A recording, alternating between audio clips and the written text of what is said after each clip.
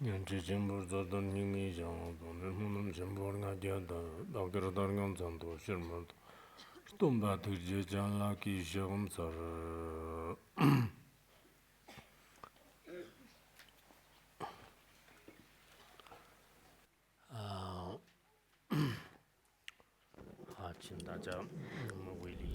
order to benefit all sentient beings, let's generate bodhicitta.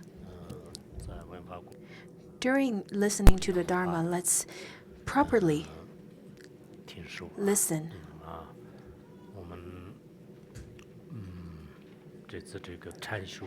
This instructions on meditation.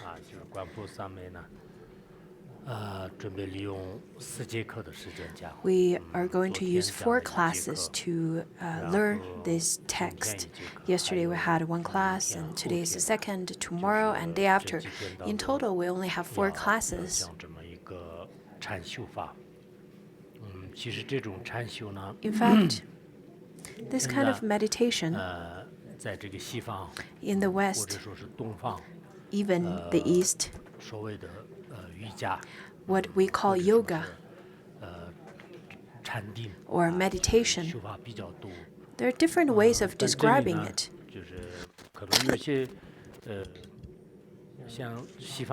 I think there are people in the West, the definition of so-called meditation is a bit different.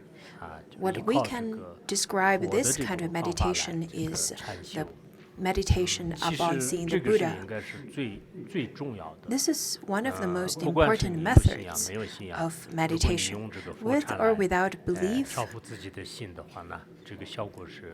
by observing the Buddha's image and meditate, this could bring great benefit.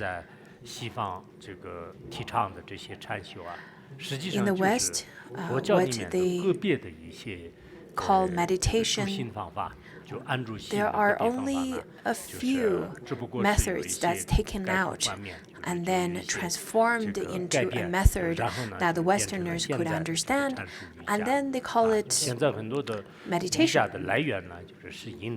In fact, yoga comes from India. Yoga, Mahayoga, Ati Yoga. Inside of yoga, there are different categories. So this is the yoga in Buddhism, in Tibetan Buddhism.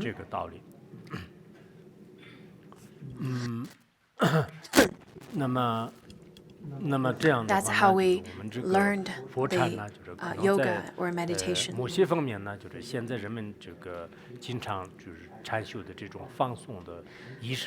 meditation, there's so many ways of relaxation. So this one is a bit different than that kind of relaxation. Now, what we call meditation, by relying upon the image of the Buddha, or use the image of the Buddha as the object of our meditation, is a bit different. Of course, as Buddhists, let it be Han Buddhism, Theravada Buddhism, or Tibetan Buddhism, within different schools of Buddhism, within different sects. In fact, all of them can use this particular method. Because our teacher, Buddha Shakyamuni, is of no difference to any of the schools, any of the sects. So just by relying upon the image of the Buddha or use the image of the Buddha as the object, we can practice in the same way. The Han Buddhism, Theravada Buddhism, after practicing in such a way, I think they've transformed greatly. Because at the beginning, you can observe that they have either quick-tempered and they're really they have this agitation. And after practicing this particular meditation, their personality and character transformed. Therefore, I really hope that you could invest time in further investigating and practicing it. This particular practice of meditation, I think back in around 1 or 2 decades ago, Dilgo Khyentse Rinpoche taught on this. And this particular practice was already translated 2 decades ago. The entire text of the great biography of Shakyamuni Buddha is not translated, but this particular exercise or meditation is transformed. I think the teaching is very similar with how I feel. According to Dilgo Khyentse Rinpoche, he really placed a great importance onto this practice because he said that it's really difficult to practice Maha'ati or Mahayoga or Mahamudra, but this practice, you can practice it. According to Rinzin Trekcho, Rinzin Trekcho, he received this teaching, and then later on, he started propagating this teaching in the West. I think back in 2002, I taught in mainland China in different places. This time, I'll use 4 classes to teach this practice, the entire practice. I think 4 classes is rather short, and I'm really rushing it. It would be really the best if I can use 7 or 8 classes to teach this, but I think this time we have different people listening, different audience of different capacity listening to this teaching. People without faith, you can view the Buddha as someone who was a great sage in human history and made a great contribution. Even if you are a non-believer like that and think of Buddha like that, then you can also practice according to this practice. The Christians could also use the Christians' way of taming their own mind. Any way of taming your mind and keep up a practice is great. My great hope is that for all the lay practitioners and masters, I really hope that you could invest more time in studying it, because I don't have enough time to further explain it in a more detailed way. But this text has so much pith instructions given by Rinpa Rinpoche. For meditators, whatever kind of questions that you encounter during your meditation session, in fact, inside this text, it has all the answers. In fact, all the complete answers. For people without the interest or the kind of curiosity in studying, then your questions should be answered by this text, and I really encourage you to then study this. Today, we move on to the second part. It talks about the yoga of shamatha and vipassana, visualizing the Buddha. This method of meditation is quite important for us who are longing for the liberation. In the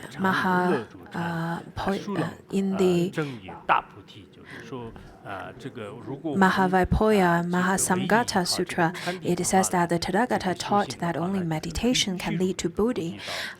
Thus, one should always take delight in meditation, which will swiftly lead one to the attainment of Bodhi. As I told you earlier, lots of schools and corporations, what they teach is to just relax. And this particular method is a bit different than those kind of methods.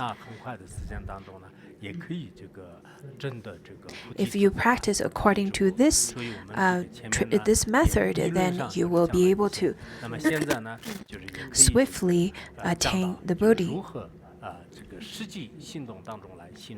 And next it talks about how to practice it, the actual practice. When training the yogas of shamatha and vipassana by focusing on the body of our teacher, the Buddha, infuse your mind with precious bodhicitta to wish attain Buddhahood for the benefit of all sentient beings.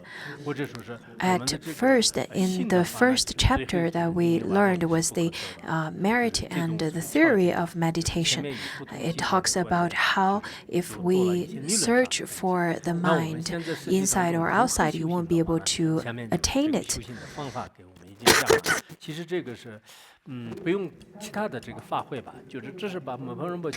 I don't think I need to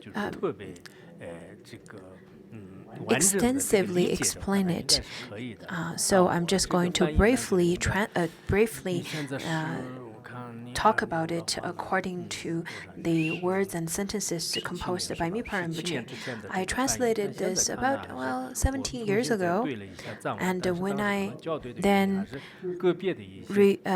revisit the Tibetan version and try to proofread it again, I think there are maybe one or two words that's a little bit omitted, but in general, I don't think there are too much problem with it.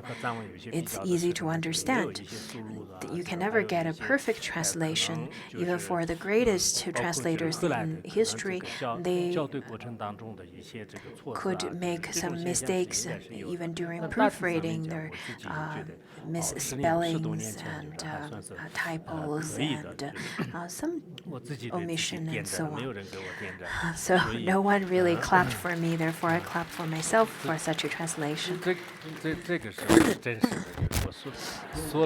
This kind of like is not genuine because it sounds like I asked for it or something.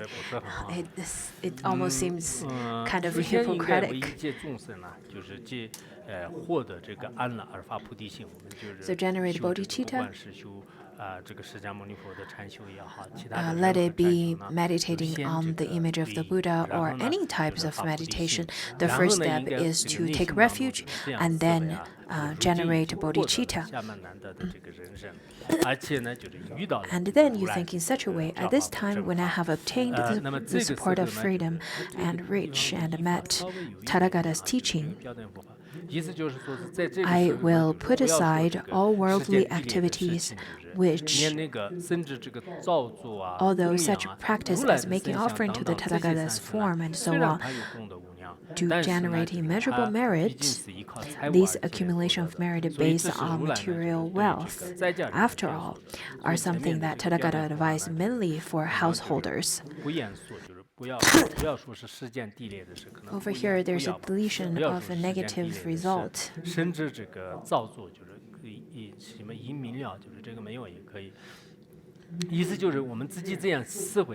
You should contemplate in such a way. It says, now we've already gained this body that is endowed with the precious qualities, and we have the opportunity of practicing Dharma. This is extremely precious. Don't even thinking about being the kind of person so busy in this world without any time of practicing. We've already gained free time to practice. Although it is quite important to accumulate merit, but this kind of teaching is mainly for lay practitioners. But for renunciates, for monastics, for the highest level of practice is to meditate upon the image of the Buddha. Yes, it does accumulate merit when you build the statues of the Buddha, and making offering to the Buddha, it accumulates great merit. But what exceeds that is to meditate upon the image of the Buddha with shamatha and vipassana. So I will practice practice this as much as I can. The stories of 8 bodhisattvas in the first chapter on Manjushri, where it talks about there are the bhikshus who then would make offering to the relics of the Buddha. But that's really not the most important. What's most important is to listen, to contemplate, and to practice the Dharma. That is what the practitioners should do. And it talks about how the 3,000-fold world are filled with the offering to the Tathagatas. But that merit of making such an offering is still not as great as listening and listening to even one stanza of teaching from the Tathagata. This is quite important. Just as in the Madhyamika Avatara says that it's quite important to make offering to generate merit, but it's more important to also then listen to the Dharma teachings. For those of you who are capable of making such offering, that's wonderful. For those of you who don't have enough wealth to make such offering, you can then make the offering of the Dharma, that is the inner offering, by practicing the Dharma. So as Buddhists, we should follow the teaching of the Buddha and then practice accordingly. What do we do when we practice then? In particular, throughout the course of the beginningless time, we have been disturbed day and night without break by all kinds of conceptual thoughts rather than the stirring of wind or clouds or waves of the ocean, and have been brought low. Not only have we failed accomplishing a single remarkable quality, we are afflicted by all manners of suffering.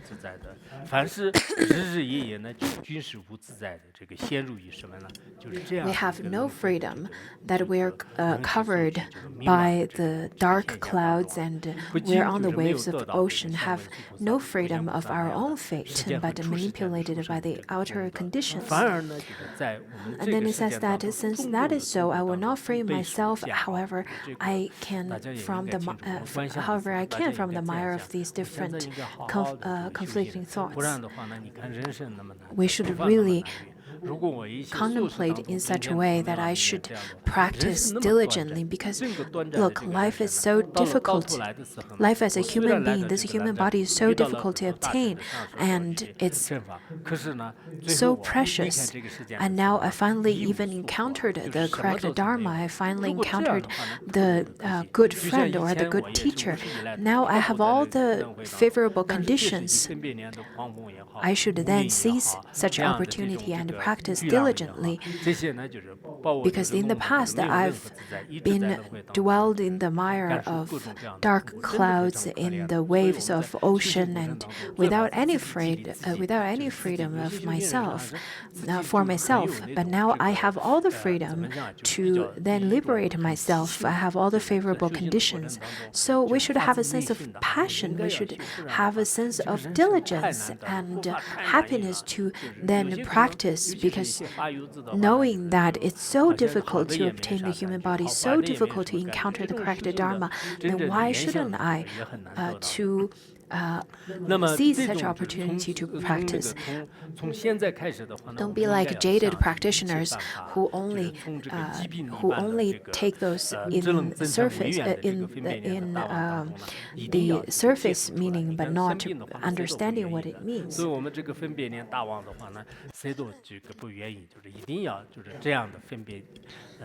Since that is so, I will not free myself, however I can, from the mire of these different conflicting thoughts.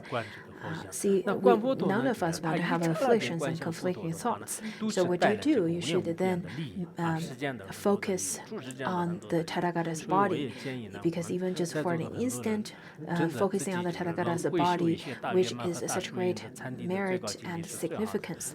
Of course, it's wonderful if you can practice Mahā'ati or Mahamudra, but if you can't, the best way is to practice by meditating up on seeing the image of the Buddha, or use Buddha as the object of your meditation. That is really the best way. Just as Doga Khyentse Rinpoche said how if you don't have the level of understanding Mahaati and Mahamudra, then the best thing, in fact, is no less important than those two, is to meditate by the object of the Buddha's image. In doing so, I shall achieve the yoga of shamatha and vipassana in the proper way. So, by using the object of Tathagata's, the image of Tathagata's body, then we can achieve the yogas of shamatha and vipassana with an intense pledge and supplication of one point in the yearning, thinking that Guru and Buddha and Bodhisattvas, I supplicate you, grant your blessing so that I may succeed. Well, whomsoever Bodhisattva or Buddha has a good relationship with me, please grant your blessing so that your blessing would let me continue my practice without any interruption, because it's quite important. Please bless me really, really hard so that I can practice for 7 days without any interruption. And once you supplicate with such great longing, then you will receive the special blessing from the Buddhas, Bodhisattvas, and the Guru, your lineage master. And then your dualistic thoughts will become the thoughts of the Tathagatas. In the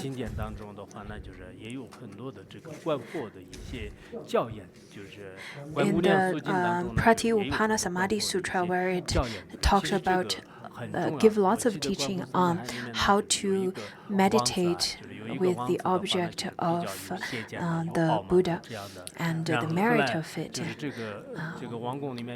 It has a story inside it. It says that once there was a prince who had great wrong views towards Buddhism, towards the Dharma. And despite many people's request of him to study the Dharma, and he rejected them all. He once heard that someone told him there was a really beautiful Buddha statue in a monastery. And at that time, knowing so, I guess the prince really liked to go out and travel. So he went out and he saw the Buddha statue. He thought to himself, "Oh, it's nice," and after that, people around him asking him to prostrate to the Buddha, and he refused that because he felt that was not necessary. And a bhikshu then told him, "Well, at least could you then chant Namo Buddha with me?" And with such merit, by chanting Namo Buddha, he then confessed all his previous misdeeds and then attained samadhi later on. There are people who are so difficult to accept the Buddha or Buddhism. And then I guess you can skillfully ask them to say that, "Well, I know there's a beautiful attraction where they have something beautiful, and we should go together." And then after you get into the monastery, you can point it to them and say that this is the Buddha statue that I mentioned before. It's really gorgeous. So the image is really beautiful. For people with a good connection, they would then give rise to really give rise to admiration to the Buddha. We have lots of Buddha statues over here. I really suggest all of you to see them often. Do not try to see my face often. See the face of the Buddha. There are people who would say that, I really like my guru. My guru is so chubby and so sweet. They never really say that how marvelous and beautiful beautiful the Buddha and Manjushri is. I myself, I really like the beautiful Buddha statue. When I went to India, it was very difficult for us to find a gold-plated Buddha statue. At that time, there's no factory that makes those beautiful Buddha statue that's gold-plated yet. I think now it's not. Now the technology and their skills are probably even more advanced than then. But when I went to New Delhi, I saw those beautiful statues, and I was very moved and very happy about that. And when I went there, I really wanted to buy more of those Buddha statues. Are you falling asleep?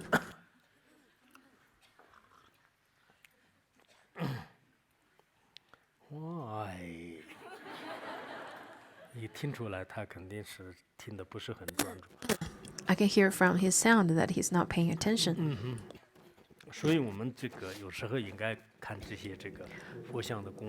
So it's quite important to gaze into the Buddha statue. It has great merit. So those are the preliminary practices for this practice. And then remove yourself, first of all, from hustle and bustle. At that time, first you make the vow that I will practice diligently. You should go to a place without impediments to meditative concentration, such as people moving about during the day or hubbub at night, such as traffic, such as machinery, such as tractors, dogs, different kind of sound and those kind of noise would really disturb the meditators. Some great masters in the past, they would go to quiet places to meditate. Even if you don't have such opportunity to go to quiet mountains and caves, you can at least stay in the quiet retreat home or your retreat house. Any place that is really quiet and really quite away from any disturbance, that's quite important. And then you can sit on a cushion that is comfortable, not too soft, because if it's too soft, you would then sink into that cushion. It's not good. Or if it's too hard, if the cushion is too hard, then it would be really tiring after a little while. So it's the best to find the favorable or the best condition that is not too hard, not too soft, not too cold, not too hot. And those then makes your mind stream with preliminary dharmas. So preliminary dharma is not the preliminary practices that we call nondro. It's not that. It's really just how you should prepare yourself before the actual practice. That's what it means over here. And then place in front of you, at whatever height and position is comfortable, a beautiful and pleasing image of Tathagata. This Buddha statue is probably the best.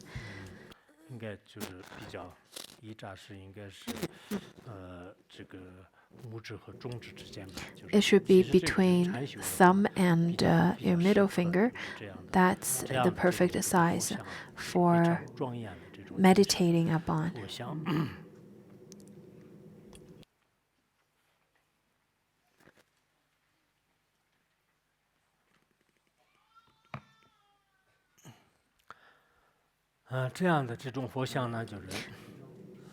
this kind of Buddha statue.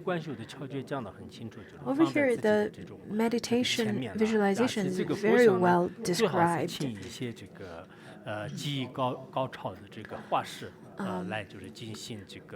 You should then place a beautiful and pleasing image of the Tathagata, the king of Shakyas, which has been drawn correctly by a skilled artist with the power of aspiration and the recall Tathagata's blessing and by reciting the mantra.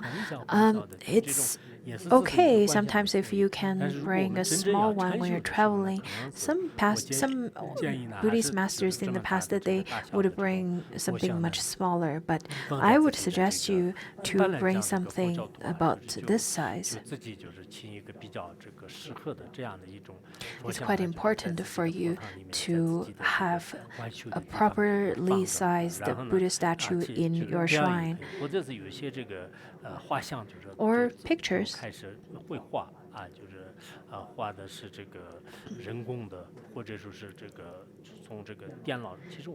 Some of the computer painting of Buddha, or even you can put some of the picture of the Buddha on your screen. But I'm not sure if you stare into such screen. If you stare into your screen, I think it's not good for your eyes. But maybe you can wear some special glasses to protect your eyes in such a way. Anyhow,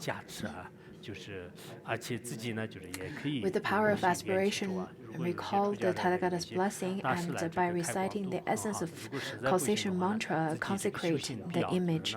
Of course, it's good to ask some masters to consecrate your image, but if you don't have such opportunity, at least it's good to chant 7 or 21 times of the essence of causation mantra and then spread some rice on it, and then it's consecrated. Many people don't know how to retreat, how to do retreat, but over here it talks. It is quite clear. It is quite clearly described in this instruction. Having done so, place it at whatever distance is right for you to look at, neither too close nor too far. It depends on your personal vision, and you can test it out. So both of your eyes should then look at the image with admiration as if it were Tathagata's actual form, and then think. Sometimes you contemplate with your eyes closed, sometimes you open your eyes and then look at the Tathagata's form again. So what should you contemplate then? It is thinking that this is the Tathagata's actual form. Maybe it's a statue, maybe it's a picture, maybe it's an actual painting, maybe it's on your screen. It doesn't matter. Whatever you see with your eyes is really no other than the Tathagata's actual form. The 2 points that Nippon Rinpoche taught that we studied yesterday was really important. The first one is whatever I see is no other than the form of Tathagata, and the thought of longing to see the Tathagata's form is already Tathagata himself.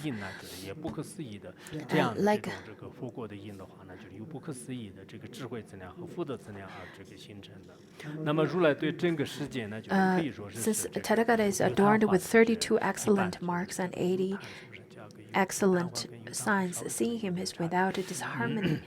And like the Udambara flower, that is the unusual flower which appears in this world only very few hundred years, the Tathagata then arises from the cause and boundless accumulation of merit and wisdom beyond imagining. Since Tathagata is fully adorned with the 32 excellent marks and 80 excellent signs, seeing him is without disharmony. Of course, for people with faith, once they see such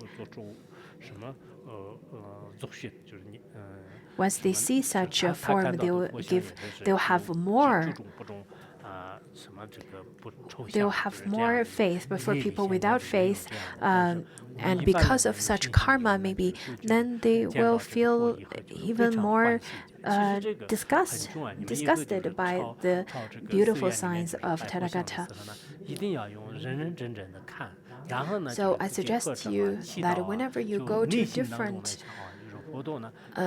places, different monasteries to see the image of the Buddha, then go see the Buddha statue and gaze at the statue.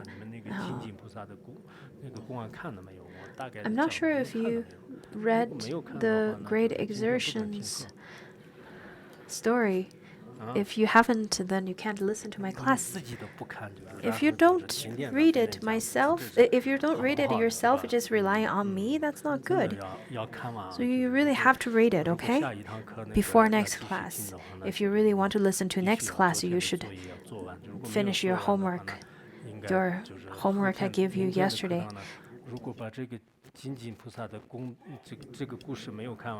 Without reading the Great Exertions story, then you have to stand up and listen as a punishment for students who didn't finish the homework. I think that's a proper punishment. So by tomorrow, okay? Tomorrow's the deadline. For those of you who didn't finish reading, stand for 1 hour. 1 hour is not too bad. It's good exercise as well.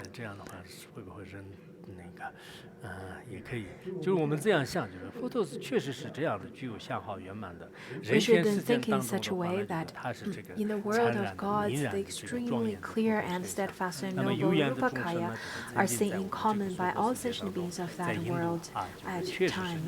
These Rupakaya also teach the Dharma there. And in India, many people who've already seen his form. So when I went to India back in the 90s, I visited Vulture Park and Deer Park and the Vajra seat. I, in fact, felt quite deeply saddened because if I were to have the opportunity of listening to his teaching during his time, that would be so wonderful. I think according to the clothback monk, or the Pudai monk, he then said that in a poem, I was still thinking in lower realms when Buddha appeared. However, when I was born into this world, the Buddha had passed away. How heavy is the negative karma that I had accumulated, such that I missed to see the Buddha's golden body. Thus, I confess. Also, it reminds me of when Shakyamuni Buddha was just born, many sages came to see him, and other sages said to the king that the young prince, if he were to become a king, he would become the universal monarch. If he were to become a teacher, then he would become teachers of all. At that time, another sage who's an older sage, and he started crying. Out of concern, the king asked the sage, "Why are you crying?" And this old sage replied, saying,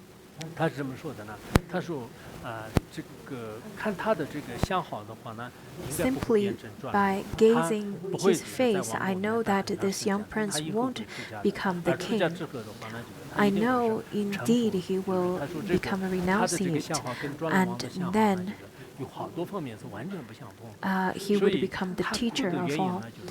Because the appearance of this young prince looks very different than the universal monarch's appearance. But I'm crying because I will not be able to see the enlightened teacher when he started teaching, because I'm too old. I will be dead by then. And I'm not crying for him, I am really crying for myself. So contemplating on that, I feel really sad because when I am born, I'm not in this, I have not seen the face of the Buddha, but at least I've seen the face of Phuntsog Rinpoche. But I really feel quite saddened for those of you who recently got ordained and recently became a Buddhist without seeing the face or having ever met Phuntsog Rinpoche, because in my mind, Phuntsog Rinpoche, I think in my mind, is the Buddha himself. When I hear that some lay practitioner tells me that back a long time ago I met Phuntsog Rinpoche in person and so on, so I would feel that, well, at least this person have met Phuntsog Rinpoche, that's of great merit already. This Rupakaya also teach the Dharma there, and they display all kinds of miracles for the benefit of those to be tamed. They also perform various actions, including many different actions, including wrathful, peaceful. All of their actions are all to benefit all sentient beings.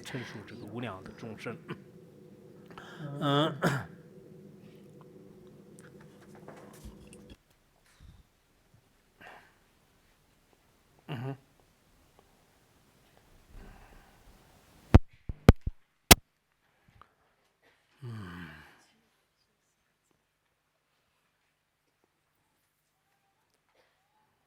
昨天我讲的时候有点赶时间。Yesterday I was rushing, and after teaching, I felt a little tired.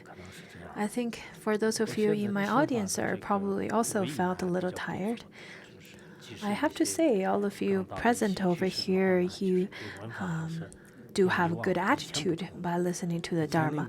Your attitudes are quite different than those of from before. Because before, only the monastics over here are behaving rather properly, but the lay practitioners really don't know how to listen to the Dharma.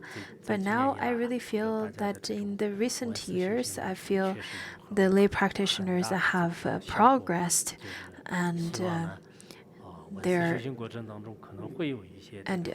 your actions and behavior and attitude have all transformed. So I hope that you really continue your listening and contemplating and practicing the Dharma. Do not give up for some random reasons. You should persevere, because if you have faith, whatever things come up in your life, it shouldn't become excuses to give up the Dharma. You should grasp this opportunity, seize this opportunity, and study through different skillful means, such as internet and so on. I know it is very difficult for you to get ordained and become a monastic, because it's really difficult to say for those of you who want to get ordained at this point.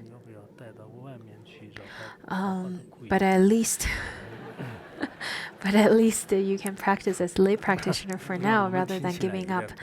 Well, the baby is crying. It's probably better to take the baby out so that the baby could have a good cry, and then you can bring him back again.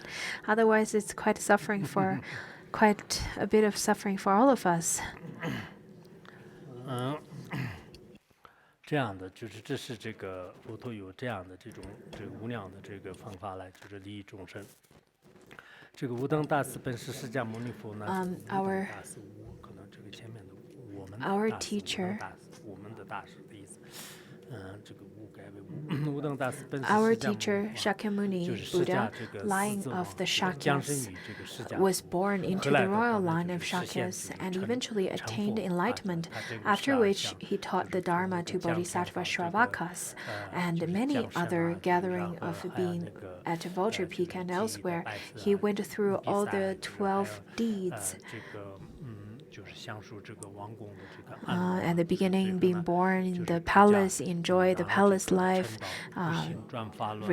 renunciate life, and then practiced with the aesthetics and attain enlightenment, and then appeared to enter into parinirvana. So at that time, the Buddha then taught bodhisattvas, shakyas, and beings of different capacities. We should contemplate at this point that the Buddha was teaching in India at that time. He was really there to carried out all these Dharma activities over there. This is how the Buddha benefited all the sentient beings and led them to liberation. Many sutras talked quite a bit of the stories of what the Buddha did in India. I know many people who practice meditation by not thinking of a thing. Well, this is okay, but according to Mipa Rinpoche, there are two methods of meditation. One is meditation by abiding, and the other one is meditation by contemplation. Those two methods are both very good. While keeping in mind these qualities and attributes, think this is what the Tathagata's form is like in shape and appearance.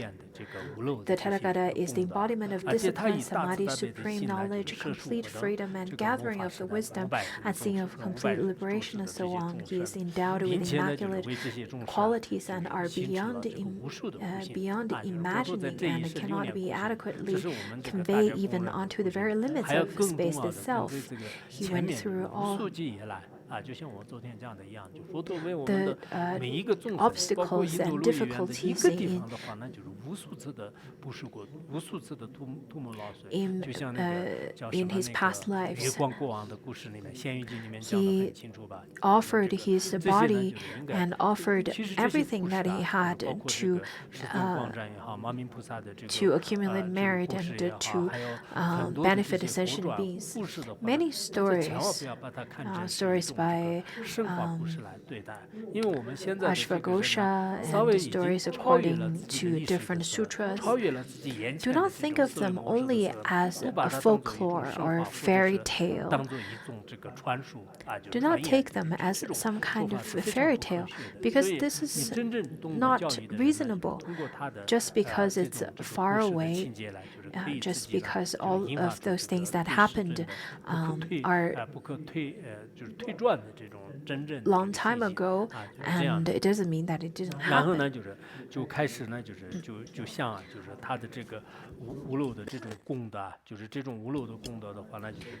His immaculate qualities, immaculate merits are beyond our imagination.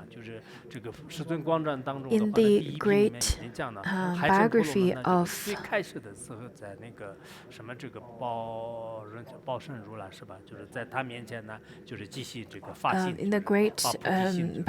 Shakyamuni Buddha, the Brahmin Samudra Raja generated a bodhicitta, and in such ways, for 3 immeasurable eons, by practicing the 6 paramitas, he gathered inconceivable and inexpressible accumulations of merit and wisdom, and was freed from all obscurations by conquering the 4 maras. He completely perfected all excellent qualities without exception, and having obtained the kaya of great wisdom, of omniscience, he became the refuge, protector, and friend of all sentient beings until the end of time. We should really contemplate upon these. We should contemplate upon all of these past lives and what Shakyamuni Buddha did in the past, just like a movie is showing in front of our eyes, or thinking back with remnants of your own childhood and so on. So in front of our eyes, we should then visualize the story of the Buddha showing in front of our eyes and passing by in front of our eyes. Let go of everything in your life, and let go of all your other preoccupations in your mind, only focusing on the story, on the experience of the Buddha. If you really can't remember, then you can prepare some of the stories, some of the biography of the Buddha, and you can read and then contemplate, read and contemplate again. And by contemplating upon this, the strength, the energy is completely different than reading and research, just like how the scholars and academics do nowadays. The study of the scholars are very different. The method of study of scholars are very different than those of us who are practitioners. Think in such a way, since that is due to the power of Tathagata, past aspiration and inconceivable wisdom, how fortunate we are, and generate a great faith by recalling the Buddha.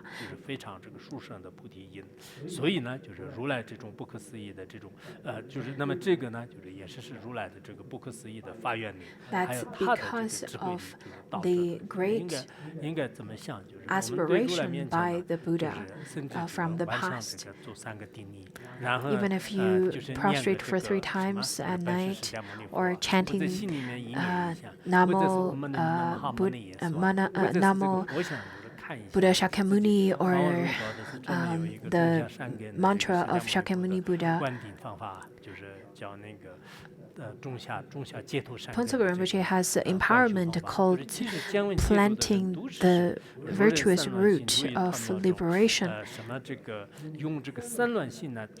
where it says that even with the mind of a dualism of thinking of the Buddha, you already still planted the root of being liberated. They all have merit. Even with a dualistic mind, you prostrate or chanting mantra or seeing the image of the Buddha, they all have merit. In the words of my perfect teacher, although Patrul Rinpoche said that with disturbed mind, then you practice and visualize. If you visualize and practice with a mind that's full of disturbance, you get only a mirror of merit. But in fact, if you could do that, it still generates great merit. Still, then without your attention being too tightly or loosely focused, but in a leisurely manner, without letting your mindfulness and attentiveness decline, focus your mind continuously on the appearance of the Tathagata as a form. I think we constantly feel that we are of poverty. We have this poverty mentality where we feel that we don't have enough. We don't know that we don't have enough merit, that we've already seen the Tathagata already. Some say that in some aspects, yes, we have different afflictions, we have a different we have different kind of obstacles. We feel this poverty of ourselves, but at least we've already seen the body of the Buddha, or the image of the Buddha. We've already met the guru who's all perfect, and we've already studied the Dharma. I think it's quite important of seeing the image of the Buddha. As it says in the Dhyana Samadhi Sutra of visualizing Buddha, it says that because of not meeting the Buddha, people in later times would perform evil actions. For such people, let them visualize the image of the Buddha. In fact, visualizing the image is no different from seeing me, Shakyamuni Buddha, in person. I think nowadays some Buddhists who they're Buddhists nowadays, they don't pay great attention to the Shakyamuni Buddha's statue, and rather they place great importance to the guru. They would say that you're a guru. Well, what kind of guru are you? Are you my root guru? Yes, there are gurus which are better. There are the ones who are probably not that great, especially if you get close to them, you will start to see that you have more afflictions than you used to be. Yes, we say that you should view the teacher as the Buddha, but if you have the faith in the Buddha statue, at least you won't have affliction because of that, because it won't, because the Buddha statue won't cause any afflictions, and the Buddha statue won't be treating you nice today and not so nice tomorrow, which could be a cause of affliction for you. In the Han Buddhism, it's quite important. This text, the Dhyana Samadhi Sutra of Visualizing Buddha, is quite a famous sutra. It talks quite a bit about how to visualize the Buddha. Yes, it's quite a pity that we didn't see the Buddha ourselves during his time, but at least we already have such great merit that we've seen the image of the Buddha statue, the golden Buddha statue, or the bronze Buddha statue. It's important to have a good statue in your own shrine, in your center. I see that people would spend hundreds of thousands of dollars on their appeal, but they would only spend 300 on a Buddha statue. Then I guess the Buddha is of a lower status than your bank, which would have probably cost tens of thousands of dollars. And in your tens of thousands of dollars of bag, you have $100 of Buddha statue. If you don't have any money to buy Buddha statue or don't have too much, then just something simple, made of rock, made of wood, then those are fine. If you have the material providing, if you have sufficient wealth, then it would be really great to have some golden or silver or diamond statue. Do they have diamond statue even? No, you don't know?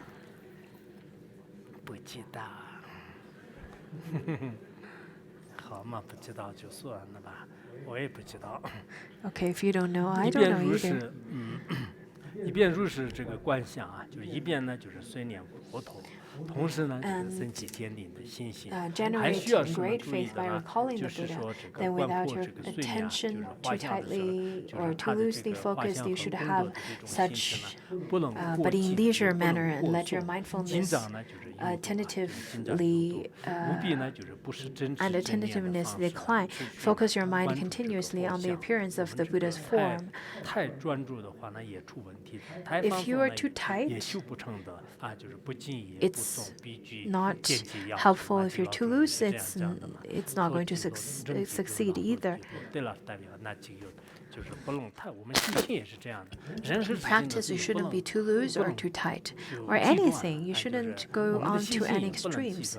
Do not have any extreme faith either. At the beginning, you have lots of faith and lots of devotion. As a beginner, when they just first time get over here, they get so excited and overly enthusiastic. And at the beginning, if you used all your energy, you probably don't have any energy left at the end of the Dharma assembly. So at the beginning, do not get overexcited, and then at the end, do not get overly cold. Sometimes I would think about those people who, when I first met them, their enthusiastic and passion really shocked me. And now it shocks me to the extent how cold they've become. Do not get too diligent, nor too lazy. Anything, we should find a middle way where it is most comfortable. And this is quite important by Magic Lobdra, and do not get too tight nor too loose. Distancing yourself from any thought.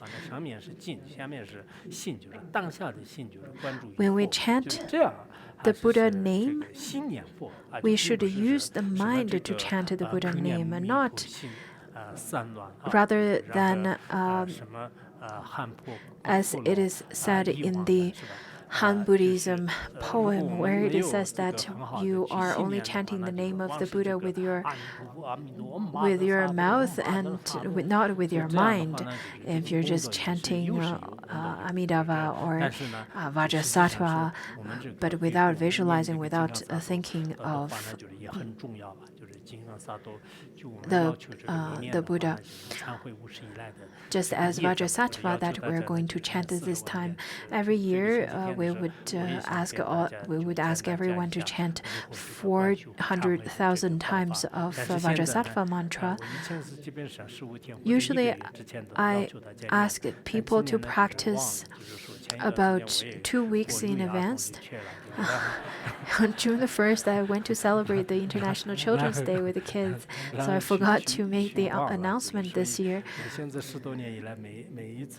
Over 10 years in June is really the period of time where it has lots of events, so I forgot about it this year. Wherever you are, you can then pledge to chant the Vajrasattva vow. In fact, this Sunday I'm going to give a teaching on the confess, how to confess. So that class will be on Sunday. This time we will then practice together, and that will accumulate the merit altogether. It's quite important to practice this and finish chanting the 400,000 of Vajrasattva mantra, the short mantra.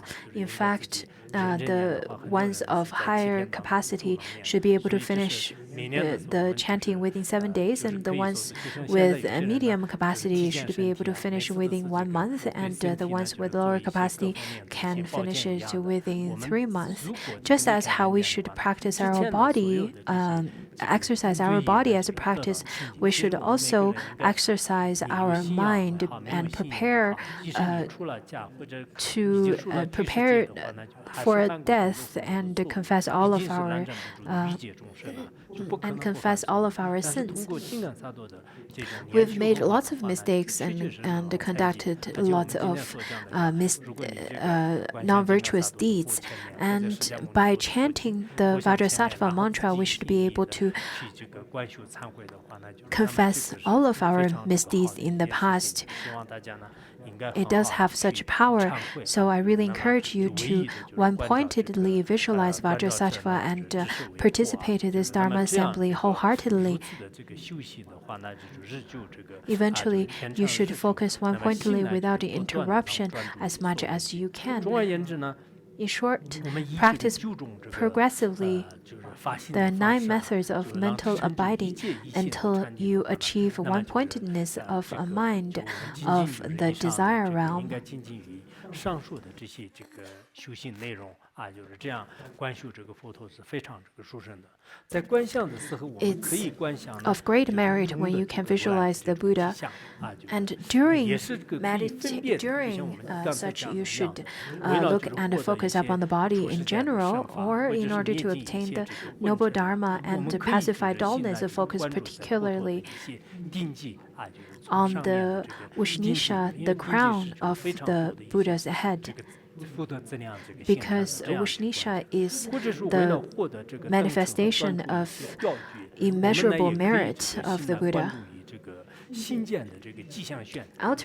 Alternatively, in order to obtain samadhi and pacify agitation, you can concentrate directly on the enlightened mind's glorious knot, that is, the auspicious knot at the heart center of the Buddha, or accomplishing great merit and gain happiness, you can concentrate on the appearance of the coil of hair, that is, the white hair.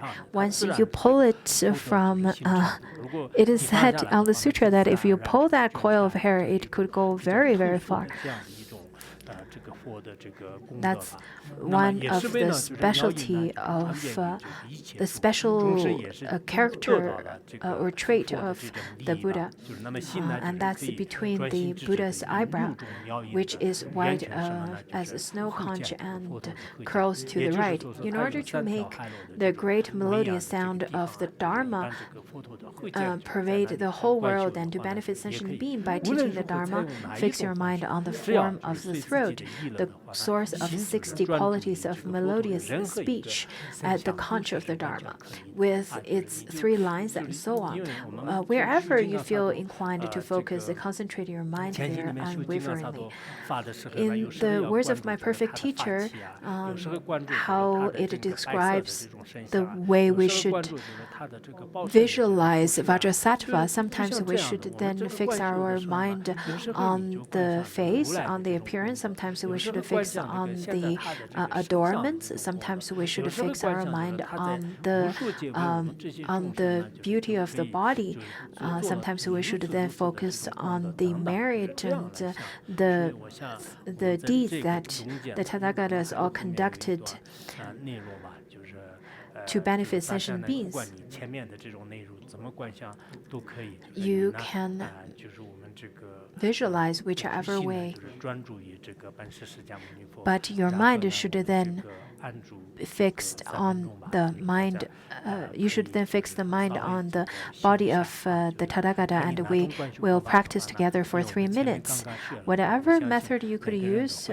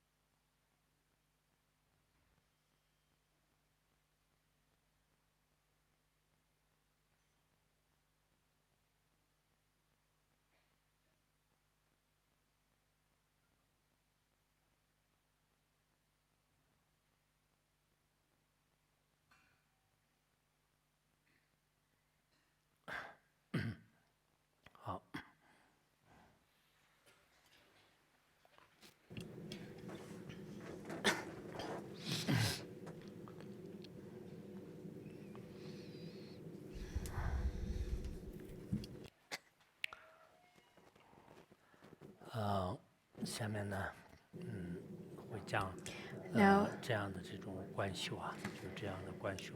This kind of visualization. 的时候呢，就是下面讲到这个五种觉数，这个五种觉数在修行过程当中很重要。刚开始的时候呢，就像我们这个受力。Now we are going to talk about the 5 types of experience. When focusing your mind like this, at the very beginning, it is like catching a snake. The mind is so wild and untamed that the first stage of meditation is called the experience of movement, like a waterfall.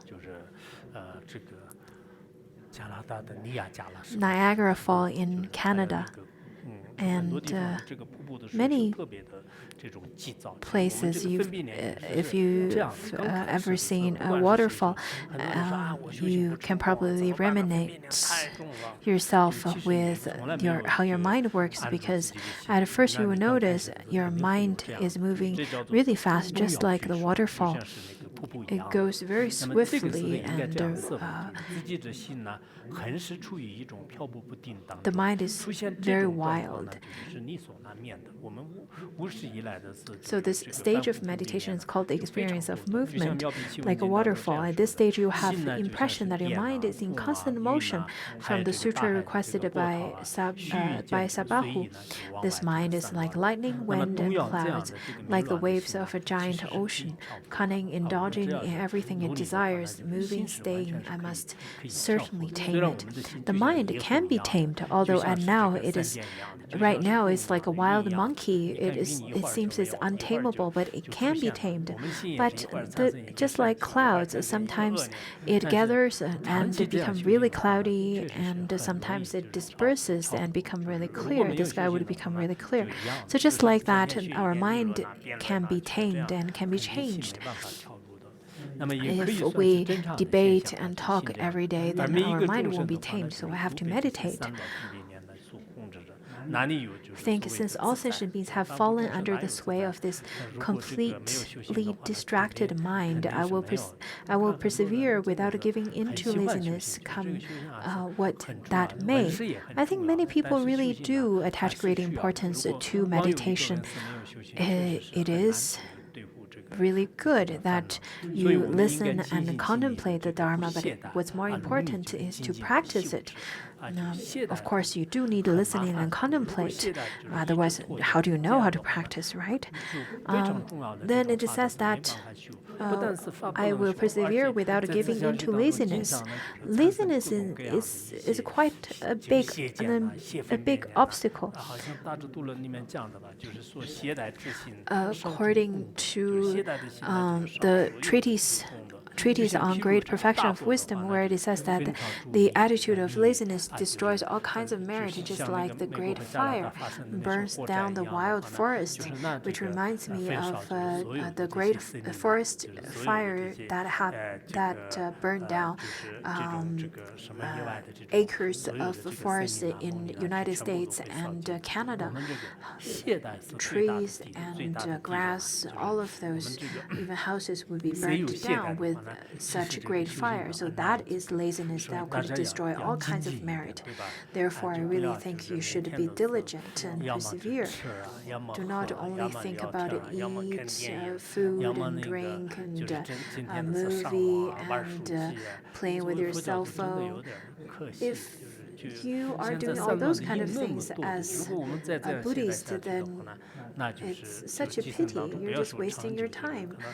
Nowadays, I do understand that there are so many different kinds of distractions in this world, but if we're lured away by those, then it's such a pity. As Buddhists, we should have a requirement for ourselves. We should have a discipline. So try. Sometimes I require myself to teach. So this is a way how I discipline myself.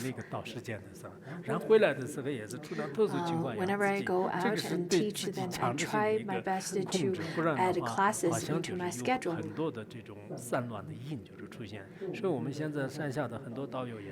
Otherwise, I will get distracted. That is why I require those of you who study outside of the monastery to form groups. To study in groups would force you to spend your time in studying and contemplating and practice, which is a meaningful use of your time rather than spend your time according to your dualistic thoughts, because your conceptual and dualistic thoughts are then very habitual, and it could be very naughty and lead you to places that you really don't want to be.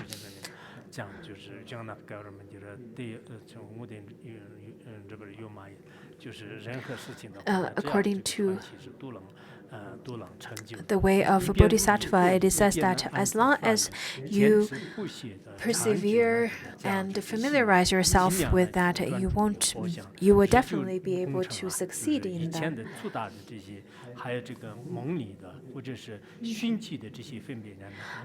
And by persevering this way, discursive thoughts which were so apparent and rough, wild and turbulent, will settle down slightly after a while. So this is the first step. This is then according to the 9 ways of resting the mind, that the first experience describes the first 2 stages, which is resting the mind and resting mind longer.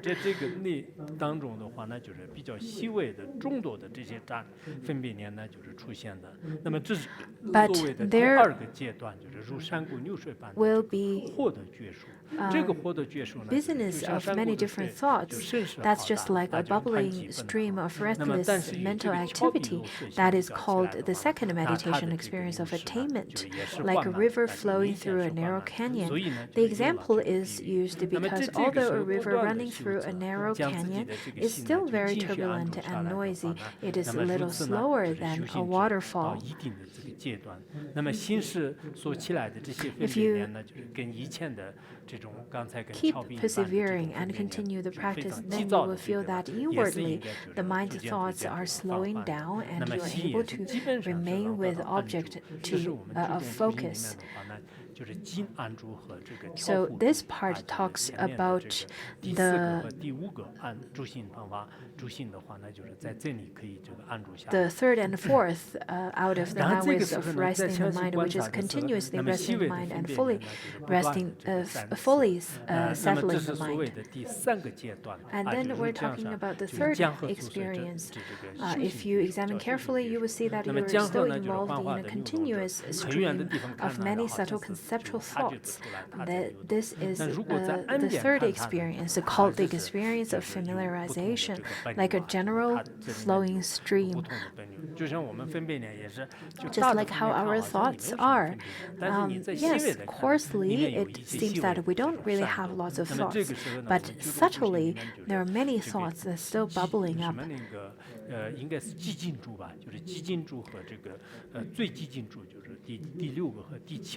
And this is pacifying the mind and a complete pacification of the mind out of the 9 ways of resting the mind. I believe I gave the talk in maybe Yale University. During that talk, I also talked about this, and in the Luminous Essence, it has a description of the 9 ways of resting the mind, as well as the chapter of meditation in the way of Bodhisattva. When you look at a stream from afar, it seems to be still, but you cannot tell that it is moving. But when you get up close, you see that it is moving a little and rippling. From this point, if you don't stop persevering, but keep on striving, you will have less hardship and suffering than before. So exert yourself continuously. By practicing like this, even the moving achievement of subtle conceptual thoughts will be pacified as long as you have conditions for the focus. You will be able to remain as long as you like. Yet this does not mean that you are completely impervious to circumstances. This is the fourth meditative experience, called the experience of stability, like an ocean free from waves. For those of you who care about meditation, who care about this kind of experience, you should really practice afterwards.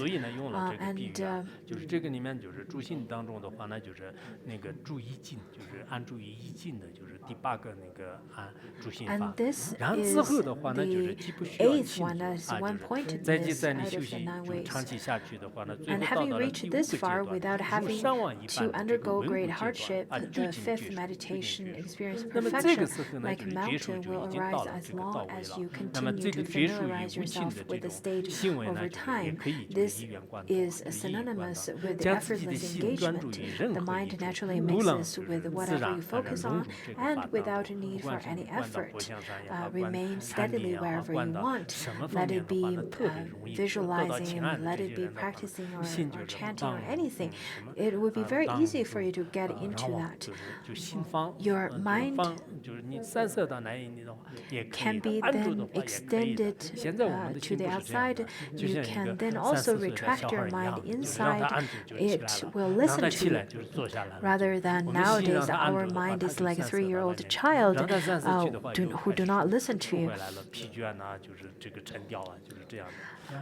But at this stage, you will be able to then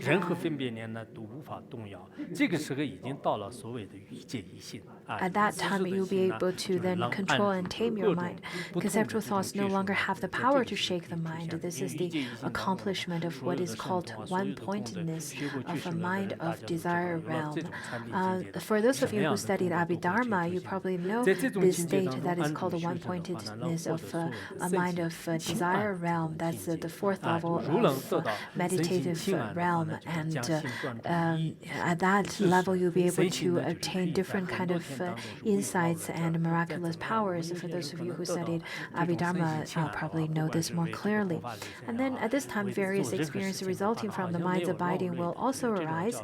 When you have become familiar with the state, mind and body are said to become supple. So what is supple? It is that even you are preoccupied with many things, you are still very much at ease. And as body and mind become workable this way, whatever object of focus you settle your mind upon, even if you remain for several days, there is no sense of at all either of the body and mind become unable to cope. So people who attained such a level of meditation, they're really happy. They don't get bothered by different kinds of afflictions. You will know if the person is a good practitioner, because you will see that the person with good insights and good practice, that person will be able to bring happiness to people around them, and people who are not good at practicing, who don't practice, rather they bring rather a sense of turbulence to people who group around them. This is very much related to their practice, because they can get along with the people around them if it's a good practitioner. You can definitely tell by their actions and their interpersonal relationships. Also, at that time, you will be able to feel that your mind is really supple. And this suppleness is rough and heavy at first and has a sense of solidity, but with familiarity, the heaviness fades away and there arises an unwavering shamatha that is extremely fine.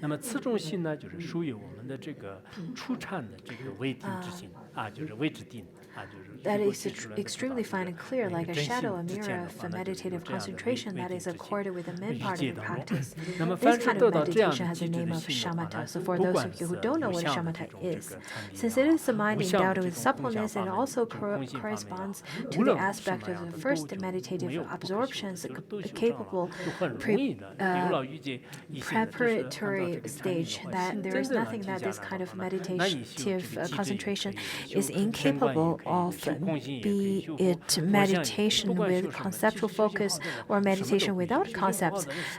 For good practitioners, they can practice by listening to the class, by meditating upon using the object of the Buddha image, or by chanting mantra, by working. So the good practitioner could practice with anything, and bad practitioners cannot practice with the most favorable conditions. There are several ways of counting the stages of accomplishing shamatha, such as for mental engagement or the 6 powers, but essentially they're all included in the following. The mind remains totally concentrated with mindfulness and attentiveness for as long as possible on the object of focus. As you familiarize yourself with these 5 meditation experiences explained above will arise.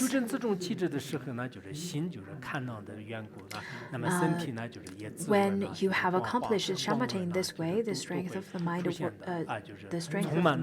workability gives the body a gleaming complexion and makes it comfortable and strong. The mind too becomes clear and lucid and settles on any object of your choice. Body and mind are saturated with immeasurable joy and bliss. So what's the most important is that the affliction are reduced. Knowing that whether you've had a good meal, you look at the cheek of a person, but nowadays it's hard to say because there's so many different kinds of makeup. But in Tibet we say this, and we would say that whomsoever listened and contemplated lots of Dharma, then the body and mind of that person is really supple and very pliable. But the person who've practiced a lot have very little afflictions. According to the King of Samadhi Sutra, it says that a bodhisattva never experiences fervent affliction. They enjoy the state of sacred bliss instead of the joy of food.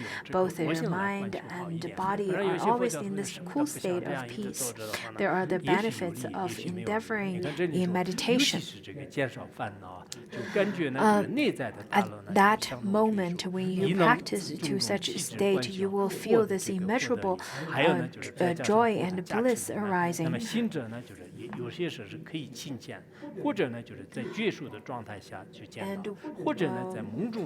By the strength of merit of practicing shamatha with this focus on form of the Buddha, and through the Buddha's blessings, you will come to see the Buddha either in actuality or reality, or in dreams. You will receive Dharma teachings and so on. All sorts of different excellent qualities will arise in your mind. This is quite important. So today we will stop over here, and I prepared to see many of you who come to Larungar, but because I had meeting beforehand, and also I'm going to have meeting later, so maybe we can have it later.